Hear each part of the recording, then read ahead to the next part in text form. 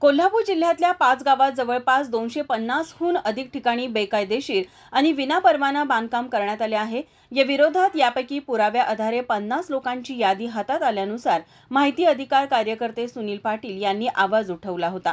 विनापरवाना बेकायदेशीर बांधकामावर कारवाई करण्यास कोल्हापूर नागरी क्षेत्र विकास प्राधिकरण कार्यालयाची चालढकल सुरूच आहे। त्यामुळे सुनील पाटील यांनी 26 जानेवारीला आत्मदहनाचा इशारा संबंधित प्रशासनाला दिलाय।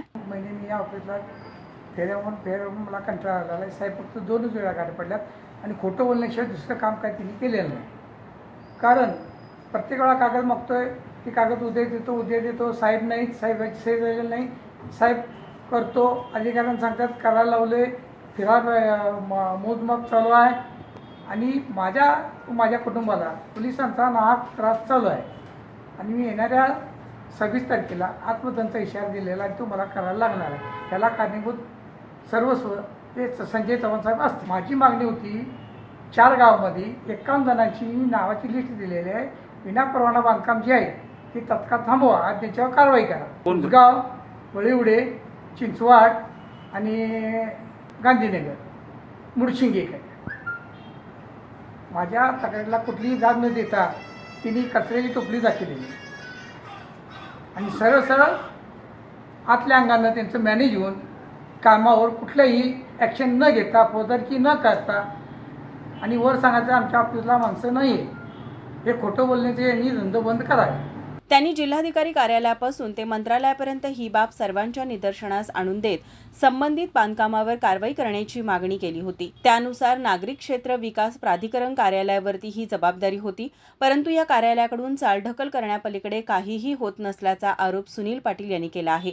या संदर्भात नागरिक क्षेत्र विकास प्राधिकरण कार्यालयाचे अद्यापही डोळे उघडले नसल्याने याबाबत अधिकाऱ्यांकडे चौकशी करता कार्यालयाकडे पुरेसे मनुष्यबळ नसल्याचा खोटा आणि हास्यास्पद दावा व उडवाउडवीची उत्तरे दिली गेलीत। त्यामुळे तात्काळ कारवाई न करण्यामागचे गौडबंगाल काय आहे असा सवाल उपस्थित केला जात आहे। आम्ही त्यांना नोटिसेस इश्यू केले आहेत, त्या अनधिकृत आहेत म्हणूनच इश्यू केलेले आहेत। आम्ही तशी पूर्ण यादी माझ्याकडे समोर नाही आहे, परंतु आम्ही मॅक्स लोकांना ते केलेले आहेत एवढं मी सांगू शकतो। फौजदारीचा आता जो विषय आहे, शेवटी कसं आहे की ही एक प्रोसिजर आहे आणि प्रोसिजरनुसार आपण गेलं पाहिजे। कारण शेवटी कसं आहे की आम्हाला पण म्हणजे चुकता कामा नये, आम्ही पण चुकता कामा नये आणि कारवाई पण ती योग्यरित्या व्हायला पाहिजे, हा त्यामध्ये हेतू आहे।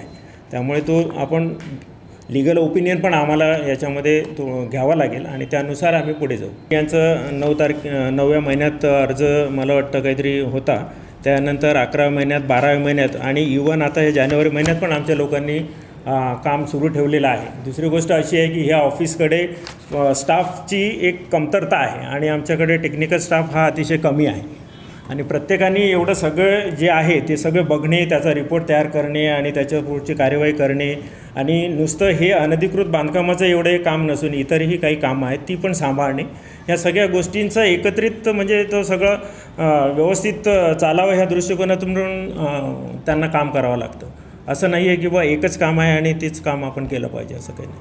विशेष म्हणजे सुनील पाटील यांनी यापूर्वीही गेल्या 3 महिन्यापूर्वी आमरण उपोषण केले होते, परंतु कारवाईच्या आश्वासनानंतर आणि पोलीस प्रशासनाच्या मध्यस्थीमुळे त्यांनी हे आंदोलन मागे घेतले होते। मात्र या बांधकामावर अद्यापही कारवाई न झाल्याने सुनील पाटील यांनी आक्रमक पवित्रा घेतला आहे। माझा महाराष्ट्र, कोल्हापूर।